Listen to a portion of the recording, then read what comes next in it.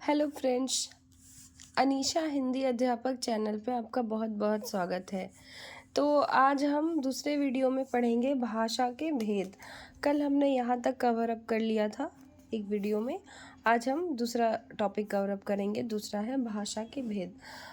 दोस्तों, मैं एक शिक्षक हूँ और बीपीएससी के द्वारा मेरा सिलेक्शन हुआ है टीआरई 2 में, और अभी वर्तमान में मैं एक शिक्षिका हूँ। पश्चिमी चंपारण में पोस्टेड हूँ अभी मैं करेंटली।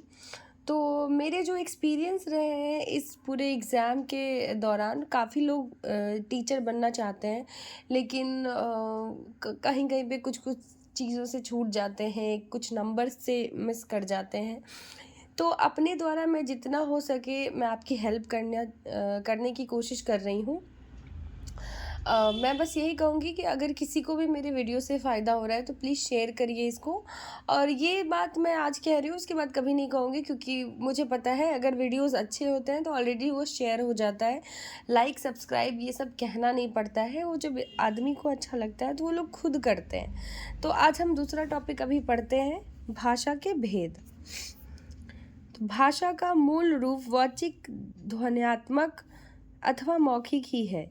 इस अभिव्यक्ति को संचित करने एवं हस्तांतरित करने के लिए उसे लिखित स्वरूप में ढालना होता है। अब एक वर्ड आया, मूल रूप से वाचिक, ध्वन्यात्मक और मौखिक ही है,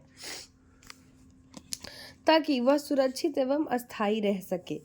इस प्रकार भाषा के दो भेद हैं। पहला, मौखिक भाषा।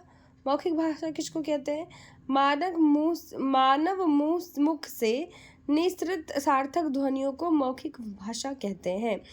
भाषा का यह स्वरूप ही मौलिक, सत्य एवं शाश्वत है।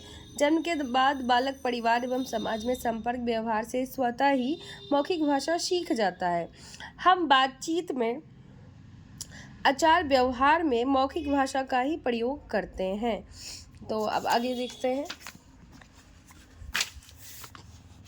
भाषा की सबसे छोटी उच्चारित इकाई अक्षर कहलाती है। आपसे पूछा जाएगा कि भाषा की सबसे छोटी उच्चारित इकाई का मतलब होता है कि भाषा की सबसे छोटी इकाई जिसका हम उच्चारण कहते हैं अक्षर कहलाती है। जैसे अ मतलब क्षर, अ का मतलब नहीं, क्षर मतलब नष्ट होना, जिसका क्षरण नहीं होता, अर्थात जो कभी नष्ट नहीं होता। भाषा का मौखिक स्वरूप ही मौलिक एवं वास्तविक है, इसमें कभी कोई भी परिवर्तन नहीं होता है।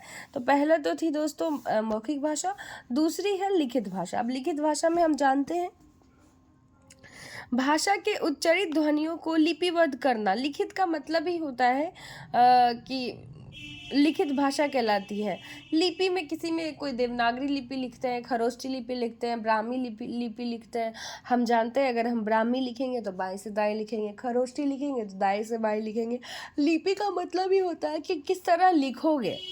तो भारत की उच्चारित ध्वनियों को लिपिबद्ध करना ही लिखित भाषा कहलाती है। पत्र, लेख, पुस्तक, समाचार पत्र आदि लिखित भाषा के ही स्वरूप हैं। लिखित रूप में प्रत्येक भाषा को अपने शब्द, पद, रचना एवं वाक्य संरचना का ढांचा होता है। लिखित भाषा की सबसे छोटी इकाई वर्ण होती है। आपसे पूछा जाएगा कि लिखित भाषा की सबसे छोटी इकाई क्या होती है? वर्ण होती है। वर्ण का अर्थ है रंग या आकार। आपसे पूछा जाएगा वर्ण का अर्थ क्या होता है? तो रंग या आकार। अक्षर का लिपिबद्ध रूप ही वर्ण है। अक्षर का लिपिबद्ध रूप ही वर्ण है। कभी कभी एग्जाम में बीच बीच से सवाल आते हैं दोस्तों, तो थोड़ा आप ध्यान दीजिएगा।